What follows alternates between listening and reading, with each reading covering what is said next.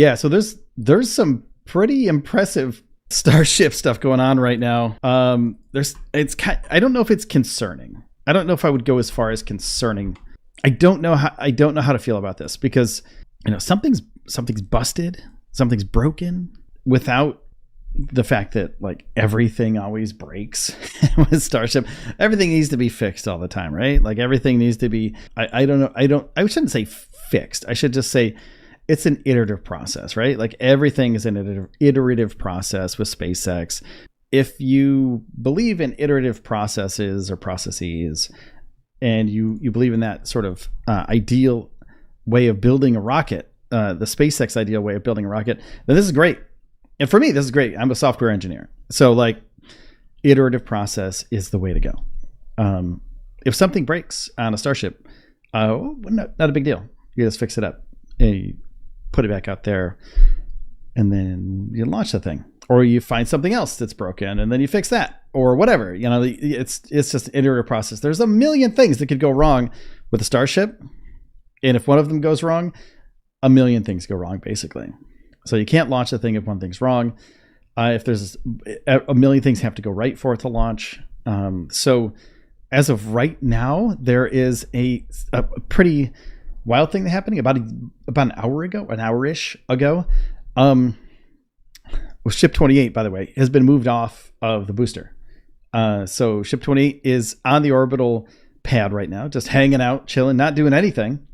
And Booster 10 headed for a road trip about 1 hour ago. So it started getting on the road. The SMTPs underneath it started heading down the road, and it made its way all the way to the bay 5 minutes ago.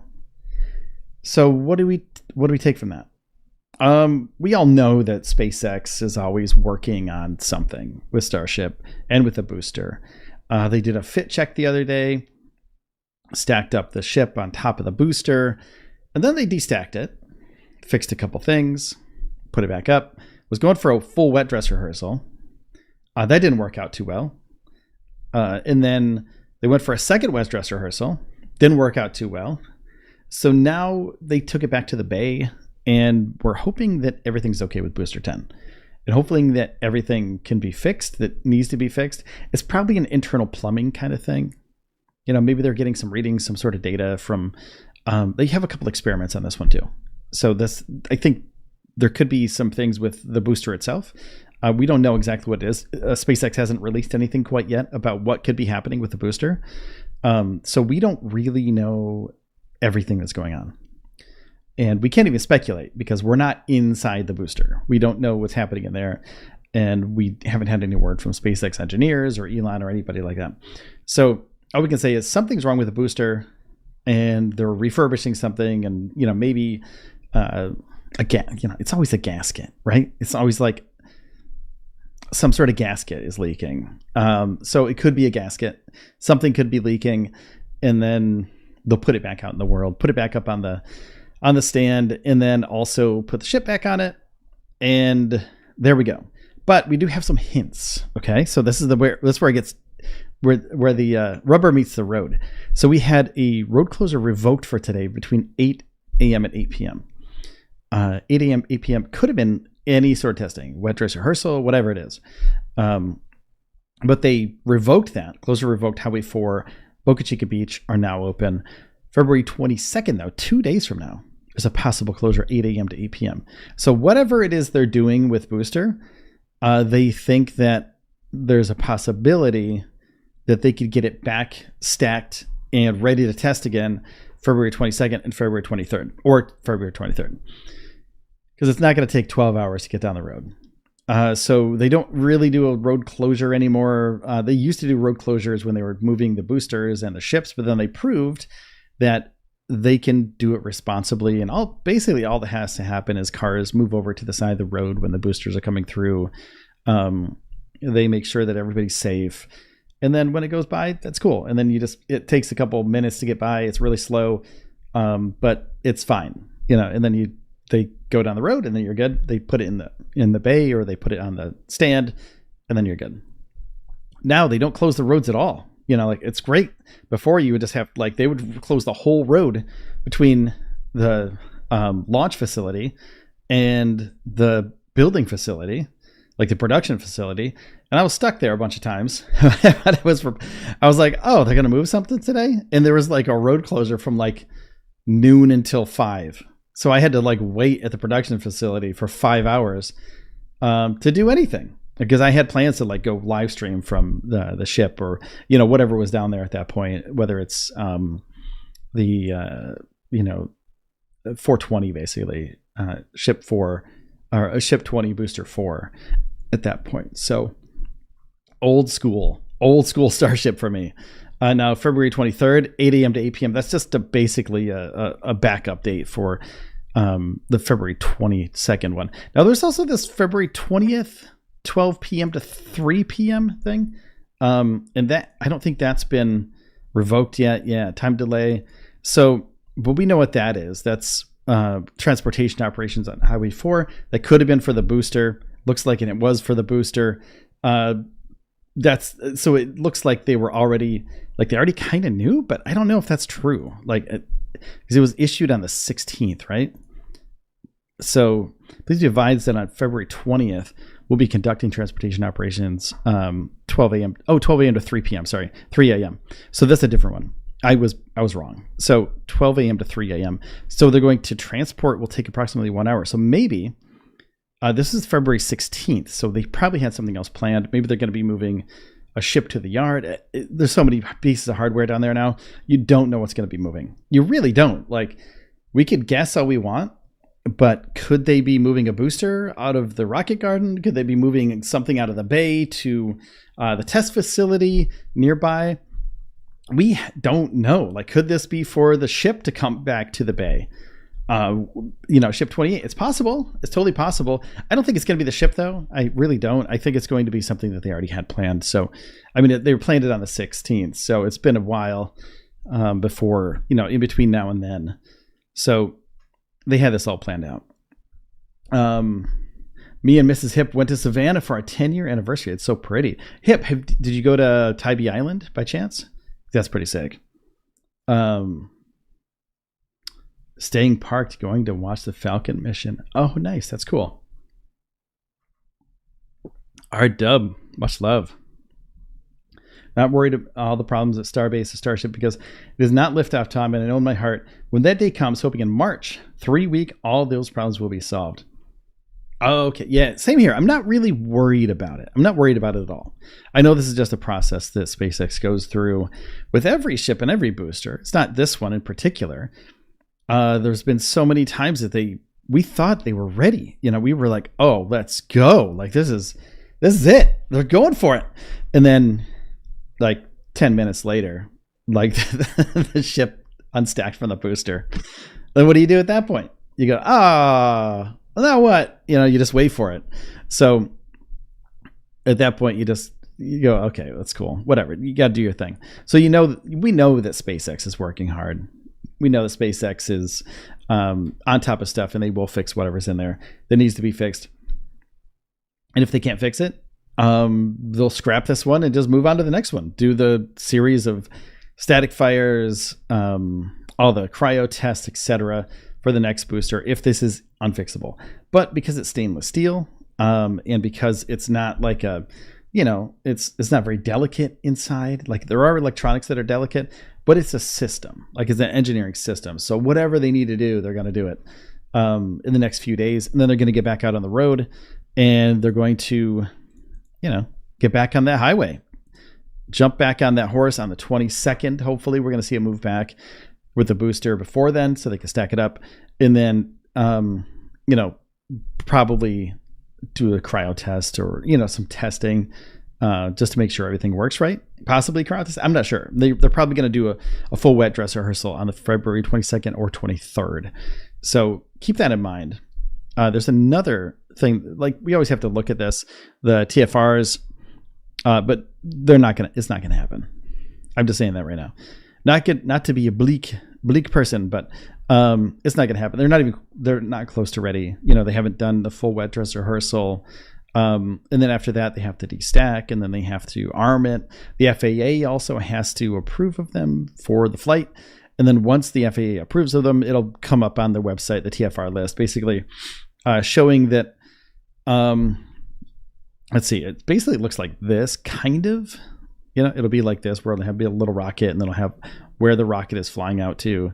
I don't have one on hand that's Starship, but it's way down here somewhere. Brownsville, Texas is security, but it's all the way down there. So can't really expect SpaceX to fly anytime soon with the Starship. March, probably. First, second week of March. Elon said, 3 weeks, and that was about a week ago. Almost a week ago. So we have about 2.5 weeks before Elon thinks they're going to be ready with the FAA, Starship, the facility, like everything. It's a big operation. Like, they can't just be like, we're going, and then they go up. They can't, like, there's thousands of people involved with this, and not just thousands of people, but like other agencies too. So thousands of people over here, thousands of people over here, thousands of people over here, like everywhere. There's people everywhere doing this, like federal agencies, government, Elon, all of the SpaceX employees, like everybody's involved with this. So day-to-day operations at Starbase, completely different than a launch day, completely different than a launch operation. So there's a ton of stuff that they need to do in order to get this done. So we're going to watch out, see what they're doing in the next few days, but we're just looking. There's another resource that I'm going to show you too. I'm going to post it up in chat where you can see this too. I don't know if you're familiar with this, but this is the commercial space transportation license area of the FAA site. And here's the link. I'm going to post it in chat. There you go. And basically what happens is, every time that they offer a new launch license, a transportation license, commercial space transportation license, the FAA will post it here, U.S. Department of Transportation, Federal Aviation Administration. So the license is granted, terms, conditions, and limitations, et cetera, but it'll show you a new date. Basically they're going to say, hey, you can fly from here to here these times with Boca Chica Launch Complex, a Super Heavy Starship, et cetera. So they give them authority. The order is issued to Space Exploration Technologies under 51 USC, subtitle 5, Chapter 509, and 14 CFR, Chapter 3. Purpose, this one modifies it. So there's others that is just a strict launch license. So check that link out. You can see that. And now there's another cool thing that I want to tell you guys about too. SpaceX, this is KXAN, Texas. Debs, holy cow, member for 45 months. That's so crazy. Planning to build a $100 million office. And this is a little bit old. But it's a couple days old. But I want to bring it up and let me know what you think. Because do you think it's a good idea that SpaceX is exploding Starbase? They're planning a $100 million office in an industrial factory. They could fit 15 football fields. So 15 football fields long or 15 football fields wide? So that's the question. But regardless, it's a big facility. The project titled SpaceX Starbase Office will be located in Brownsville, according to the Texas Department of Licensing and Regulation Records. Project is going to be $100 million. Scope of work includes 5 levels of office mezzanine, in addition to approximately 1 million square foot special use industrial factory. So special use industrial factory, probably building parts for SpaceX rockets, more than likely Starship stuff, or maybe even Starlink. Because why would you build? Because SpaceX is going to be launching Starlinks from Starbase. So why would you truck a bunch of Starlinks down there when you could just build them there? So there's a possibility that they're going to be building Starlinks there. Star Shield is another one. That's the government, the Department of Defense Starlink type thing. And they gave SpaceX, I think it was $1 billion, $1.5 billion to build out Star Shield, which is basically communication network for the government and for the Department of Defense. Basically Starlink, but for the government. So start date is in 3 days though. Start of the project is the 23rd. Completion is January 1st, 2025. So it's going to take them a while to do this. It'll take them a long time to do this. So don't expect anything to just, raise up. If you've ever seen an Amish family or an Amish community build a barn, it's not going to be like that. It's going to be it's going to be slow, steady. They're going to build a giant base of operations there.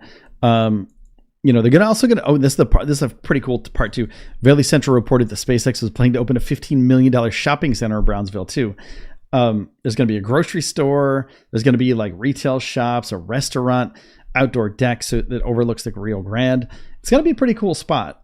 And this is basically like, when you go to NASA, there's all sorts of things to do when you go to NASA you don't just go there for a launch. You go there because you can buy merch, or you can like look at history of launches, things like that. And I think that's what SpaceX is going to do.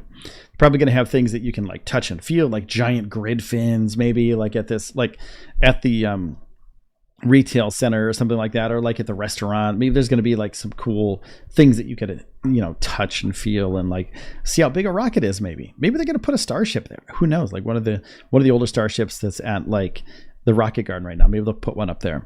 That'd be really cool. Or like heat tiles, maybe they'll put the heat tiles on the walls. Maybe it'll be really cool themed, just SpaceX stuff. So that'll be really interesting to see. But that's one of the newer things that's happening with SpaceX right now, is that they're getting into like building things. And of course, we all know that like land and buying land and operating it costs money. SpaceX has a bunch of money, but it's also great for in the future. Like McDonald's isn't a hamburger place. McDonald's is they make their money off the land from the people that rent the land to make the hamburger places. So like that's how it works. So maybe, it could be a long-term thing. Like if SpaceX goes out of business one day, they're going to have some land to fall back on. I don't know. It's like, this is a silly thing to think of right now because SpaceX is so big that maybe someday they'll go out of business. I don't know about that, but we'll see. It's like Boeing going out of business. I don't know if that's ever going to be true, but we'll see. Also, I would tell you about one more quick thing. And there's like so many ads on this. I gotta do something about this, but there's like tons of ads on this place. And I wish Orlando Sentinel would stop it because there's ads everywhere, and I hate to show ads. Orlando Sentinel. No, I'm not going to show your ads because it's intrusive and horrible. But it's hard for me to see like through the ads. The Department of Defense is looking for a new home for SpaceX Starship launch. The process to determine what the environmental impact would be to allow the world's most powerful rocket to launch from the Space Coast. So the Air Force, which includes the Space Force, but working with NASA, Federal Aviation Administration, and the U.S. Coast Guard, what is officially called an environmental impact study has the most rigorous requirements when weighing the detriments a project might have on its surroundings. So there's a new website out there for Starship enthusiasts like myself and you. Starship Super Heavy Operations at Cape Canaveral Space Force Station. Here we go. Environmental impact study. Proposed action. The purpose of the action is to advance U.S. space capabilities, provide launch and landing infrastructure in furtherance of U.S. policy to ensure capabilities necessary to launch and insert DAF payloads into space. Yeah. So they basically think that they want to have some sort of pad on the Space Coast because it's more... so they can control, like the Department of Defense can control sort of like what goes on. And they are doing this impact study so SpaceX could possibly build another pad on the Space Coast, as opposed to what they have now, at regular Kennedy Space Center, Cape Canaveral style with LC, all the LCs out there. Like, is there another one that they could use? The Department of Defense is looking into that right now with SpaceX. Complex SLC 37 at FS. So SpaceX would modify, reuse, or demolish the existing SLC 37 infrastructure. So Yeah. Space Launch Complex 37. Let me show you this one. This is a ULA complex, I believe. Yeah, ULA complex right now. So they would be taking over a ULA launch site, which is wild to think about because ULA is a huge juggernaut.